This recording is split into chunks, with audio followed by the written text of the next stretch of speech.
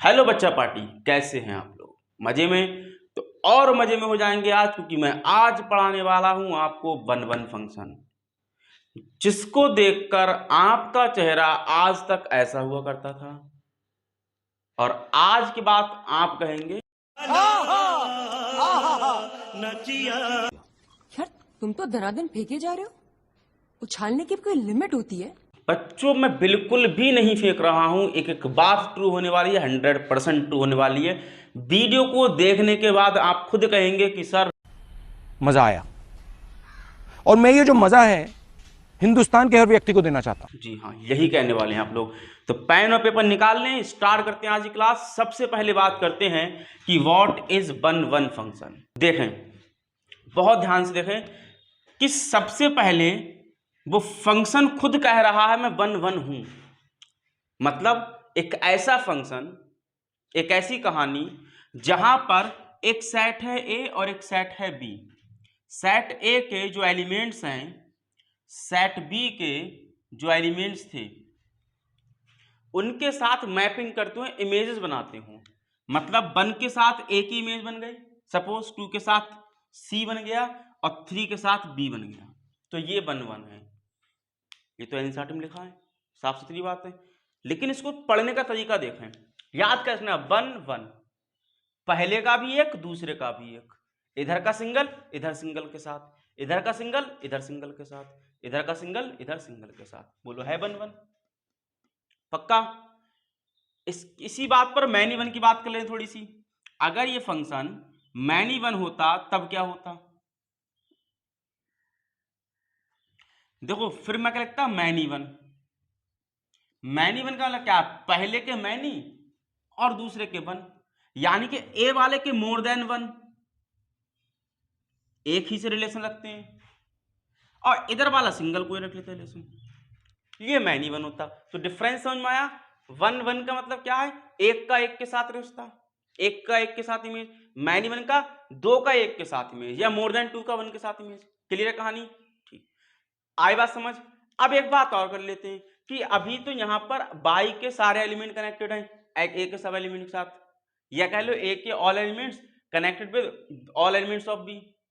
अब अगर मैं बी वाले में कुछ एलिमेंट्स बढ़ा दूं, सपोज ई और एफ कह दिया मैंने, और वो खाली है, ए के किसी भी एलिमेंट से कनेक्टेड नहीं है, तब भी ये वन वन है। मुझे मतलब है एक्स का हर एक एलिमेंट कनेक्टेड होना चाहिए बाई के सारे एंगल एलिमेंट से, या फिर रह जाए तो दिक्कत नहीं है बाई वाले में, एक्स वाले में बचना नहीं चाहिए। बोलो यहां तक बात समझ में आई? कोई प्रॉब्लम किसी को?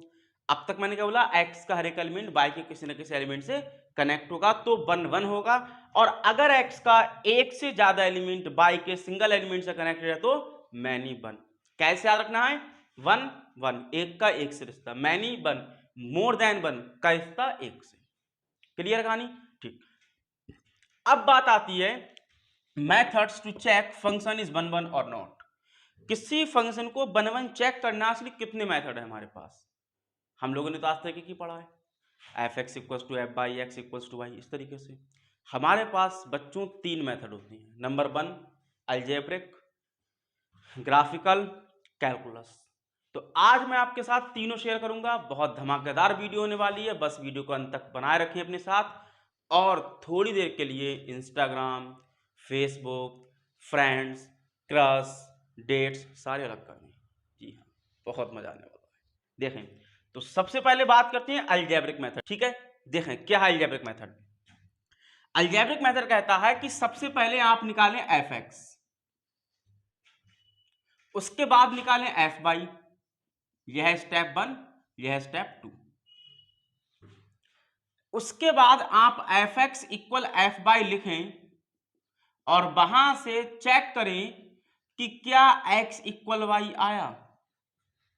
मैं रिपीट करता हूं, एफ एक्स निकालें, एफ बाई निकालें, एफ एक्स दिया होगा, एफ बाई निकालें किसी पॉइंट पर, ठीक है, और वहां से चेक रखें equal F x equal F by.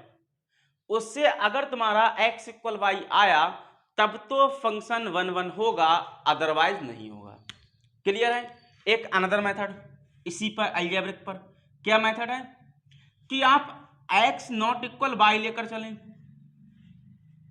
X not equal Y लेकर चलें और वहां से चेक करें कि क्या एफ एक्स भी नॉट इक्वल एफ वाई के। अगर ऐसा हो जाता है तब भी फंक्शन बन बन। बोलो आए बात समझ में? कोई प्रॉब्लम किसी को? मैंने बोला एफ एक्स निकालो एफ वाई निकालो इक्वल रखो, वहां से चेक करो कि क्या एक्स इक्वल वाई है। अगर ऐसा होता है तो फंक्शन बन बन। एक दूसरा मेथड, एक्स इक्वल वाई लिया, sorry x not equal y लिया और वहां से चेक किया कि f x not equal f y के है। अगर ऐसा है तो फंक्शन नॉट बन बन। ठीक है। अनदर मेथड क्या है कि एक्स नॉट इक्वल वाई लेकर चलें, वहां से चेक करें कि f x not equal f y आया कि नहीं आया। ऐसा है तो अनदर फंक्शन नॉट बन बन। ठीक है बच्चों।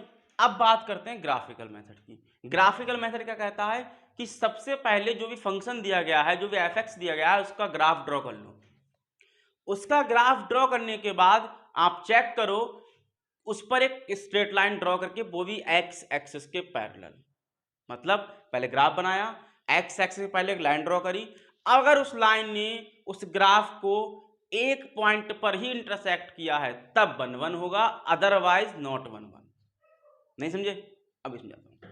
एक फंक्शन मैंने ले लिया f is such that R maps to R. कोई फंक्शन है जो इस पर डिफाइन है, मतलब उसकी डोमेन भी आर है और कोडोमेन भी आर है। पहली डोमेन होती है, दूसरी कोडोमेन होती है। फंक्शन क्या है? F x equals to x square. हमको चेक करना है कि फंक्शन वन वन है या नहीं है। आपने किताबी भाषा बहुत पढ़ी है, अब मैं पढ़ाता हूं आपको मैथ की भाषा। देखें, मैंने इस फंक्शन का बनाया ग्राफ। बोलो इसका ग्राफ है ये? बिल्कुल है। अब इसके लाइन, इस एक्स एक्सिस के पैरेलल मैंने एक लाइन ड्रॉ कर ली। उसने कितने पॉइंट्स पर इंटरसेक्ट किया? सिर्फ और सिर्फ 2 पॉइंट पर। मतलब क्या हुआ कहने का कि मैंने बनाया ग्राफ, उस ग्राफ ने एक्स एक्सिस के पैरेलल लाइन ड्रॉ करी और चेक किया कि उस लाइन ने ग्राफ को 2 पॉइंट पर इंटरसेक्ट किया है, तो ये वन वन नहीं है। वन वन तब होगा जब सिंगल पॉइंट होना चाहिए। सपोज इसी फंक्शन को डिफाइन कर दूं, f is such that N maps to N, natural number पर। अब फंक्शन रखूं मैं वही, तब ग्राफ कैसा होगा इसका? तब ग्राफ ऐसा होगा इसका, क्योंकि एन नेचुरल नंबर है। हर नेचुरल नंबर डालने पे यहां पॉजिटिव मिलेगा आंसर, तो सिर्फ इधर ग्राफ होगा। और अब इस एक्स एक्सिस के पहले लाइन ड्रॉ कर ली, तो अब इस पॉइंट पर ये फंक्शन कैसा है? वन वन फंक्शन है। बोलो यहां तक बात समझ में आई? पक्का? ग्राफिकल मेथड समझ में आया, अलजेब्रिक समझ में आया? अब स्टार्ट हो जाए बहुत ही मजेदार मेथड के लिए, बहुत ही शॉर्ट मेथड के लिए, नोन एज कैलकुलस मेथड। तब तक इसका स्क्रीनशॉट लें। अब बात करते हैं कैलकुलस मेथड की, जो कि बहुत ही मजेदार मेथड है। सबसे पहले आपको याद रखना है, सबसे पहले आप चेक करेंगे कि f dash x is strictly increasing या फिर f dash x is strictly decreasing in whole domain. Whole domain, point to be noted, whole domain में बात करनी है, किसी एक पॉइंट पर बात नहीं करनी है। अगर हमारा फंक्शन या तो पूरी डोमेन में इंक्रीज रहे या फिर डिक्रीज रहे, तब तो होगा वो हमारा वन वन। अदरवाइज जैसे कि मान लो थोड़ी देर इंक्रीज रहा, फिर डिक्रीज हुआ, फिर इंक्रीज हुआ, फिर डिक्रीज हुआ, तो वो नहीं होगा वन वन। क्लियर है कहानी? अब पिछले क्वेश्चन फिर उठाता हूं मैंने क्या बोला था? F is such that R maps to R के लिए फंक्शन क्या है? X square. सबसे पहले इसको डिफरेंशिएट कर लो एक बार, एफ डैश एक्स निकाल लिया, क्या होता है? 2x। अब चेक करो, रियल नंबर है। अगर मैंने एफ डैश -1 निकाला तो क्या आया? देखो मैंने माइनस निकाला बेटा, 2 into -1 which is -2 less than 0। हमने पढ़ा है अगर F dash x less than 0 है तो स्ट्रिक्टली डिक्रीजिंग होता है, फंक्शन सही बेटा यहां पर। अब निकालो F dash +1 which is what? 2 +1, यानी कि प्लस का 2 आया, ग्रेटर देन 0। यानी कि इसकी डोमेन में वो 2 काम दिखा रहा है, इंक्रीजिंग भी और डिक्रीजिंग भी है। बोलो आए बात समझ में? मतलब क्या हुआ? ये वन वन नहीं है। वन वन तब होता पूरी डोमेन में या तो इंक्रीज कर रहा होता या डिक्रीज कर रहा होता। बोलो बात समझ में आई? दूसरा क्वेश्चन उठाते हैं। कि एफ एक्स दिया गया है एक्स स्क्वायर और डिफाइन किया गया है f is such that N maps to N पर।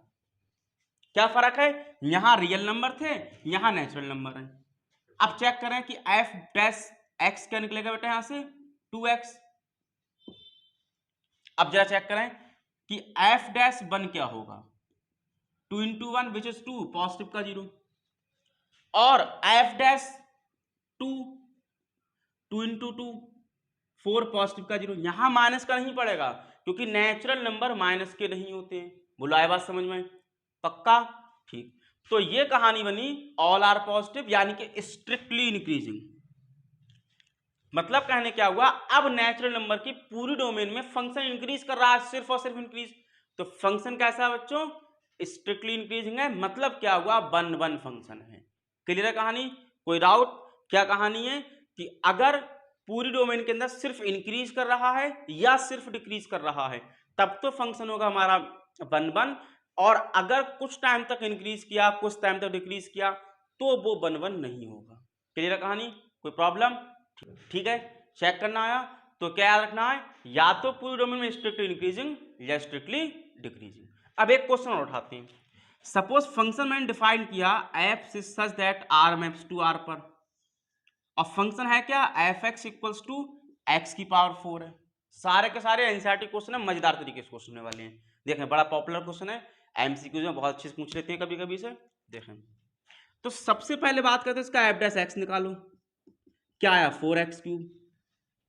उसके बाद चेक करेंगे फंक्शन इंक्रीजिंग की डिक्रीजिंग।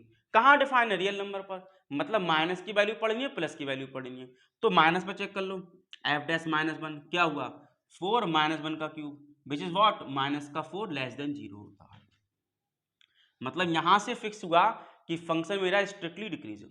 अब चेक कर लो एफ डैश पॉजिटिव 1 पर 4 1 का क्यूब विच इज व्हाट 4, जो कि पॉजिटिव है 0 से। मतलब एक डोमेन के अंदर फंक्शन के दो रूप, बहुरूपीय निकला फंक्शन, फंक्शन तो बहुरूपीय आ गया, कभी कुछ कभी कुछ। तो फंक्शन नॉट 1 1, क्या बोला, सिर्फ एक काम करें, या तो स्ट्रिक्टली इंक्रीजिंग या स्ट्रिक्टली डिक्रीजिंग, सिर्फ एक का होकर रह जाए, इधर उधर मुंह ना मारे। सही है, जैसे कुछ लोग इधर मुंह मारते हैं, उधर भी कर ली डेट उधर भी डेट कर ली, इस तरीके से ऐसा नहीं बोलना चाहिए। एक के साथ डेट करें, या तो स्ट्रिक्टली के साथ डेट करें या स्ट्रिक्टली डिक्रीजिंग के साथ। ऐसा ना हो अपने साथ भी डेट कर रहा है किसी मुंह भी मार रहा है, ऐसा ना हो। ठीक है, तो उम्मीद करता हूँ आज की क्लास समझ आई होगी, इसको अप्लाई करें बच्चों, बहुत मजा आता है इसमें। तो आज की क्लास को यहीं पर करते हैं फिनिश, और मिलते हैं ऐसे ही मजेदार टॉपिक के साथ। और अगर आपके पास आपका कोई डाउट रहा हो, कोई स्पेशल टॉपिक पढ़ना चाहते हो तो कमेंट बॉक्स में बताएं, हम उस पर वीडियो बनाएंगे। जी हाँ, बाकी मिलते हैं अगली वीडियो में।